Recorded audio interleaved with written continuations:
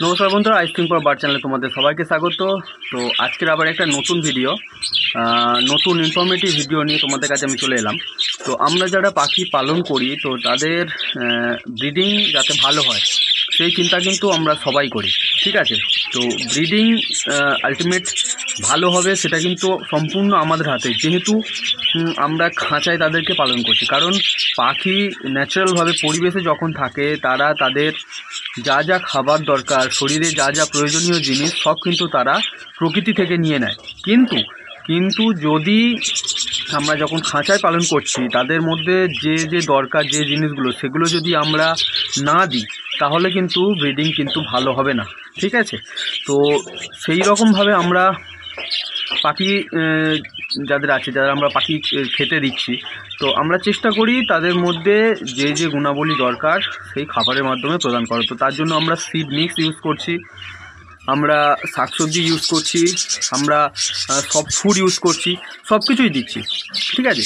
কিন্তু একটা খুবই গুরুত্বপূর্ণ জিনিস যেটা আমরা অনেক সময় মিস করে যাই, কিন্তু সেটা পাখির শরীরে কিন্তু খুবই দরকার, খুবই অপরিসীম, সেটা কিন্তু দিতেই হবে, ঠিক আছে। তো যেমন ধরো আমরা মানুষ, আমরা কত কিছু জিনিস খাচ্ছি, কিন্তু সেই সকল খাবার মধ্যেও একটা জিনিস আছে, সেটা হচ্ছে কি নুন, ঠিক আছে। এই নুন জিনিসটা যদি আমরা না খাই, তাহলে কিন্তু আমাদের শরীরে কিন্তু আয়োডিনের ঘাটতি হবে, এবং আয়োডিনের ঘাটতির কারণে কিন্তু অনেক রকমের রোগ হবে, সেটা তোমরা সবাই জানো। তো সেই নুন কিন্তু আমাদের মানে তাল নুন খেতে হয় না, আমাদের কিন্তু এক চুটকি নুনেই কিন্তু হয়ে যায়।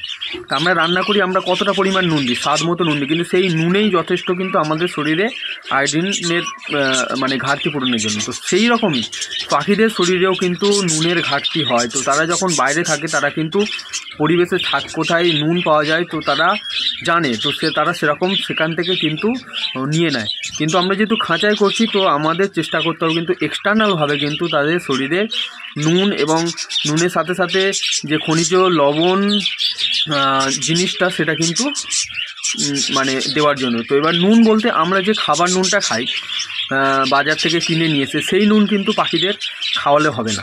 পাখিরা কিন্তু সেই নুন কিন্তু শরীরে নিতে পারবে না, তাদের কিন্তু প্রবলেম হয়ে যাবে। তো সেই পাখিদের জন্য কিন্তু অন্য রকমের ভাবে নুন কিন্তু তাদের শরীরে দিতে হবে। তো রক সল্ট বললে একটা সল্ট আছে, রক সল্ট বা র সল্ট, মানে অ্যাকচুয়াল অনেকে রক সল্ট বলে, কিন্তু অ্যাকচুয়াল এটা র সল্ট। তো সেই র সল্টটা কিন্তু পাখিদের কিন্তু খুবই উপকারী। তো পাখিদের জন্য এই জিনিসটা কিন্তু তোমাদেরকে দিতে হবে। তো এটা বেশি দেবার দরকার নেই, এটা মানে এরকম ডেলা আকারে পাওয়া যায়, এরকম ডেলা আকারে। তো সেটা যদি পাখির ঘরে তোমরা একটা জায়গায় রেখে দাও, তো পাখি যখন দরকার, যেমনভাবে দরকার, তারা সেখান থেকে এসে খেয়ে যাবে। তো গ্রিড যেমন তোমরা দাও, সেরকমভাবেই গ্রিড বা তোমরা ক্যাটেল ফিশ বোন যেরকমভাবে ঘরেতে রেখে দাও পাখির ঘরে, ঠিক সেই রকমভাবে কিন্তু এটাও, এই র সল্টটাও তোমাদের কিন্তু রেখে দিলে এরা এদের পরিমাণ মতো, এরা যখন ইচ্ছা তখন এসে কিন্তু খেয়ে যাবে, ঠিক আছে। তো আমি আজকের র সল্ট নিয়ে এসেছি, তো আমি পাখিদেরকে দেবো। তার আগে আমি তোমাদেরকে দেখাচ্ছি যে এটা কেমন হয়, জিনিসটা দেখতে কেমন। তো তোমরা বাজার থেকে দেখলে তোমরা কিন্তু দেখতে পাবে বা আনতে পারবে, ঠিক আছে। তো যাই হোক, তোমাদেরকে আমি দেখাই, ঠিক আছে, তোমরা দেখো। তো বন্ধুরা, তোমরা দেখতে পাচ্ছ এই জিনিসটা বড় পাওয়া যায়। তো আমি হচ্ছে কি এটাকে ভেঙে নিয়েছি, ঠিক আছে, এটাকে আমি ভেঙে নিয়েছি। তো এটা তোমাদের বেশি কিছু করতে হবে না, বেশি কিছু করার দরকার নেই।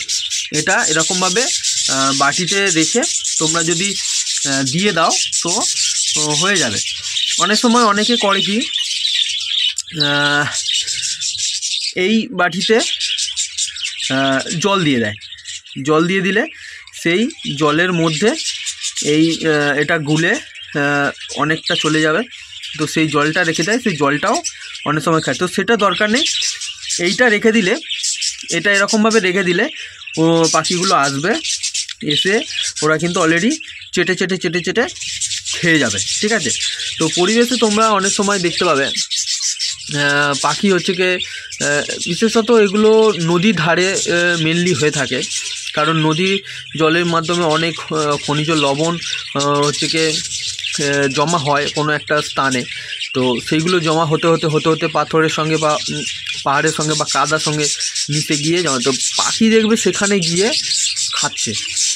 তো আমরা বেসিক্যালি অনেক সময় দেখলে হয়তো আমরা বুঝতে পারি না যে এটা কী করছে, আমরা হয়তো ভাবি পাখিগুলো মাটি খাচ্ছে, কিন্তু না, মাটির মধ্যে এরা হচ্ছে কি খনিজ লবণকে খাচ্ছে, ঠিক আছে। তো সেই রকম আজকের ভিডিওটা করার মানেটাই হচ্ছে কি ঠিক এটা, যে এই র সল্টটা কিন্তু পাখিদের শরীরে খুবই গুরুত্বপূর্ণ জিনিস। তোমরা যদি পাখিদের র সল্ট না দিয়ে থাকো তো তোমরা অলরেডি র সল্ট কিন্তু ইউজ করো। তো যে কোনো মুদি দোকানে গিয়ে তোমরা হচ্ছে কি এই এটা কিন্তু পেয়ে যাবে, তোমরা ভালো করে দেখো, দেখলে তোমরা বুঝতে পারবে, ঠিক আছে। তো মুদি দোকানে কিন্তু তোমরা গিয়ে বললে এটা দিয়ে দেবে। এগুলো অনেক বড় বড় ডেলা হয়, তো আমারও সেম, আমি এগুলোকে ভেঙে নিয়েছি, ভেঙে আমি দিয়েছি, আবার আমার কাছে আছে, আমি আবার এগুলো যদি ওরা খেয়ে শেষ করে নেয় তো আমি আবার পরে ওদেরকে দিয়ে দেবো। কারণ দেখো, একটা শরীরে, পাখির শরীরে কিন্তু খনিজ লবণের খুবই দরকার।